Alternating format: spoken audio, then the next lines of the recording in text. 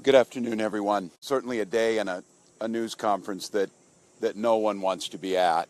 A community behind us, Annunciation Church and School, committed to academics, service, and Catholic values, filled with the first days of school, of beautiful children going to learn those values, share with their teachers and their classmates. And instead of that joy and that curiosity and that learning, they were met with evil and horror and death. And we often come to these and say, these unspeakable tragedies, or there's no words for this. There shouldn't be words for these types of incidents because they should not happen. And there's no words that are going to ease the pain of the families today. On behalf of all the people of Minnesota, our deepest sympathies, a wish that any of these words would make what you're feeling now better, but it won't. A place that's founded on community, founded on service, founded on family. I'd like to give special thank you to the mayor and the team in Minneapolis, the Minneapolis Police Department, Hennepin County Sheriff's Office, Minnesota State Patrol, the BCA, so many agencies, our federal partners in the FBI, the first responders, and the heroic work that's happening now as we speak at multiple medical locations, including Hennepin County Medical Center, where most of our children were transported to receive the life-saving care. The thoughts and prayers and the hopes and the support that we need to give them in this moment, too, is critical. Speaking with all the people here and grateful to our federal partners, Senator Klobuchar speaking early this morning and receiving a call from President Trump, who was with his leadership team of the Attorney General and the Vice President, expressing their deep condolences amongst the horror that happened and an offer to provide the support to the folks here in Minnesota of what's needed. So there's a lot of cameras here, and unfortunately, we have been through these types of things. They will be gone at some point. All of you, you have to do your jobs. But what happened here today will not be gone. Minnesotans will not step away. We'll stand with this community. We'll redouble ourselves to do the best we can to understand what we can do to prevent any parent from having to receive the calls they received today, from any school dedicated to children having to respond to a situation that, as we said, is unthinkable, but that's all too common, not just in Minnesota, but across this country. It's Minnesota's day today, and it's my strongest desire that no state, no community, no school ever experiences a day like this. So I ask the rest of the folks around the country who are watching, keep us in your thoughts and prayers, but also keep us in the thoughts for action. Keep us in the ideas that we can work together. And it's on these days like this, I think, and I hope we can hold on to it, we are unified as a community. Everybody across the country today is part of the Annunciation Parish, and they're with those families. With that, Minneapolis Mayor Jacob Frey. Thank you, Governor. Throughout the morning, we have seen this extraordinary Minneapolis family step up in thousands of different ways. People with strength, resilience, compassion, and love for the families that have been forever impacted by this heinous act. We want to make sure that we're doing everything possible for them right now, and I want to give a special thank you, and we are so grateful to all of the faculty and the teachers at Annunciation.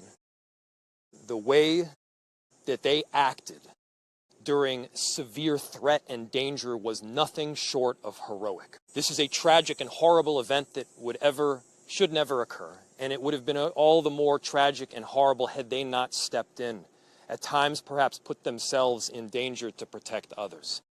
As horrible as this has been, it could have been far worse.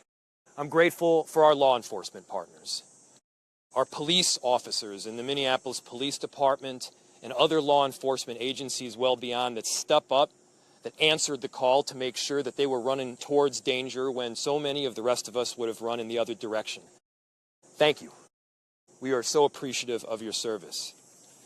To Principal DeBoer and your whole team, the ethic that you have showed, the love that you've shown, it's flat out incredible. And at the same time, look, we need to be doing more than talking. It can't just be words. There needs to be action. And when we have seen school shooting after school shooting, when we have seen churches get shot up by horrible actors, I think the impetus has to be on all of us as leaders to do a whole lot more, to recognize that we've got more guns in this country than we have people. And it's on all of us to recognize the truth and the reality that we can't just say that this shouldn't happen again and then allow it to happen again and again beyond that. It's on all of us. And I have heard about a whole lot of hate that's being directed at our trans community. Anybody who is using this as an opportunity to villainize our trans community or any other community out there has lost their sense of common humanity. We should not be operating out of a place of hate for anyone. We should be operating from a place of love for our kids. Kids died today. This needs to be about them. This needs to be wrapping our arms around these families with every bit of love that we can possibly show. And I know that our Minneapolis family and well beyond is prepared to do exactly that. And so my message to everyone out there is, again, these families are experiencing some acute pain right now. But don't just think of these as somebody else's kids. Think of your own. Let's make sure that we're acting now to not just say it's never happening again, but ensure it doesn't. Our chief of police, who's been working tirelessly throughout the day, along with, again, a number of different law enforcement agencies, investigators, federal partners, state partners. Thank you, Senator Klobuchar, for being here. Been working tirelessly, and I'd like to invite him up to give some more of the details that have come up. Chief. My name is Brian O'Hara, B-R-I-A-N, O''H-A-R-A. I am the Minneapolis Police Chief. Good afternoon, and thank you all for your patience as we continue to gather the facts in this investigation into this truly unthinkable tragedy that happened here earlier today. I want to make sure that we are providing the most accurate information possible, particularly as we speak around our victims. At this point, we know we have a total of 19 victims from this tragedy. 2 were young children, ages 8 and 10, that were sitting in the pews at Mass when they were shot and killed. They were pronounced deceased on the scene.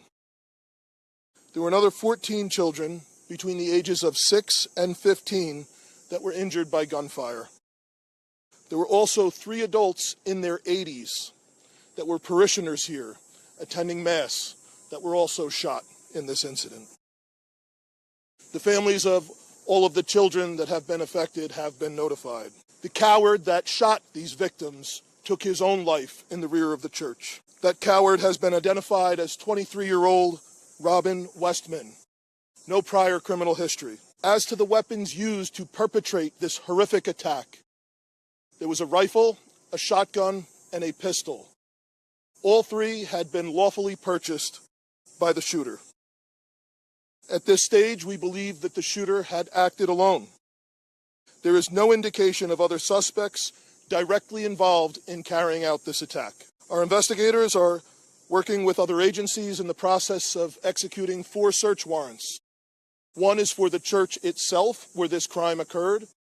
The other 3 are residences nearby in the metro that are related to this shooter. Additional firearms are being recovered from those 3 residential locations as we speak. We are also aware of a manifesto that the shooter had timed to be released on YouTube. This manifesto appeared to show him at the scene and included some disturbing writings. That content has since been taken down with the assistance of the FBI, and it now remains under active review by our investigators. We know this community is reeling and is in pain. I want to ensure everyone in our community, this parish, all of the families affected, and all of our residents, that all of law enforcement collectively, local law enforcement, our county, our state, and all of our federal law enforcement partners have been here and we are all working tirelessly to uncover the full scope of what happened, to try and identify a motive why it happened, and whether there are any other further details. We will continue to share updates as the investigation progresses, and we remain committed to being as transparent as possible while protecting the integrity of this investigation. In a moment, I will take some questions that I am able to answer, but first I want to bring up the principal of Annunciation School, Matt Du Bois, as well as, after him, the Archbishop, our Archbishop Bernard Hebda. So, Principal. Good afternoon, everyone. To any of our students and families and staff watching right now, I love you. You're so brave, and I'm so sorry this happened to us today. Within seconds of this situation beginning, our teachers were heroes. Children were ducked down. Adults were protecting children. Older children were protecting younger children. And as we heard earlier, it could have been significantly worse without their heroic action. This is a nightmare, but we call our staff the Dream Team. And we will recover from this. We will rebuild from this. When we planned for this school year, we intentionally chose a theme from the prophet Jeremiah chapter 29, a future filled with hope. There's nothing about today that can fill us with hope. We, as a community, have a responsibility to make sure that no child, no parent, no teacher ever has to experience what we've experienced today, ever again. I need everybody to commit those words to your speech patterns, never again. We lost 2 angels today. And please continue to pray for those still receiving care. Can't change the past, but we can do something about the future. There's an African proverb that says, when you pray, move your feet. So I beg you, I ask you to please pray, but don't stop with your words. Let's make a difference and support this community, these children, these families, these teachers. Never again can we let this happen. I love you, Annunciation family. We're with you, and we will be stronger when this is done. Archbishop Hebda will be coming next. Thank you, Principal DeBoer. I'm so grateful that Mayor Frey and the Chief both mentioned how valiant you and your staff were. I'm so grateful to the pastor here at Annunciation, Father Dennis Zarin, for the deacon, Deacon Kevin Keneally, also were heroic in this time.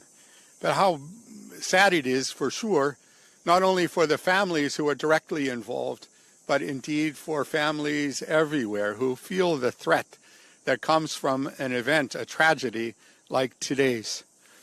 I would never want to correct a principal, but Principal DeBoer said it wasn't so clear where would be the source of hope. And brothers and sisters, we have to be men and women of hope. Already today, I've been receiving messages from all over our country promising prayers. And I think it's the prayers of the feet as well, Principal. That is, for me, is a source of hope, just as we see families stepping forward to help those who have been impacted by this terrible tragedy. Very grateful that Principal DeBoer spoke about prayer. Certainly that the bell in a Catholic church is always a call to prayer, and so it's a reminder for us for sure to be praying. And we have to recognize that it's through prayer and through that prayer of the feet, through that action, that we can indeed make a difference. That has to be the source of our hope. I was particularly pleased today to receive a message from Pope Leo. If you'd bear with me, I'd like to share that with you. It comes directly from Cardinal Pietro Parolin, who's the Secretary of State, and it reads like this. His Holiness Pope Leo XIV was profoundly saddened to learn of the loss of life and injuries following the shooting that took place at Annunciation Church in Minneapolis. And he sends his heartfelt condolences and the assurance of spiritual closeness to all those affected by this terrible tragedy, especially the families now grieving the loss of a child, while commending the souls of the deceased children to the love of Almighty God. His Holiness prays for the wounded as well as the first responders, medical personnel, and clergy who are caring for them and their loved ones. At this extremely difficult time, the Holy Father imparts to the Annunciation Catholic School community, the Archdiocese of St. Paul and Minneapolis, and the people of the greater Twin Cities metropolitan area his apostolic blessing as a pledge of peace, fortitude, and consolation in the Lord Jesus. My brothers and sisters, that gives me some hope. We know that the Holy Father, Pope Leo, did his hospital training right here in Minneapolis, so he knows our community, and he's been reminding anybody visiting from Minnesota that he spent some time here. We're very grateful for his blessing, but I, like those who have spoken before, ask that you would continue to look for those ways of supporting those who have been impacted today, not only with your prayers, but also with your action. Thank you. And Chief, I now turn this back to you for your questions. Thank you, Archbishop. As I mentioned, obviously the investigation continues in its preliminary stages.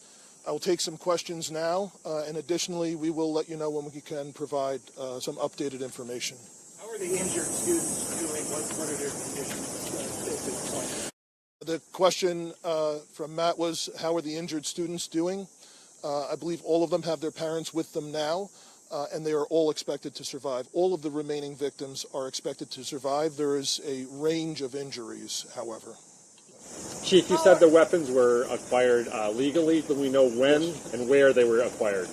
I can tell you they were purchased recently. So the question was on a possible motive and a relationship to the church or to the school.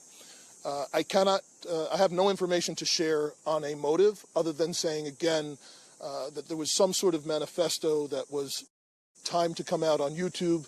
It's been taken down, and our investigators are going through that to try and develop a motive from that.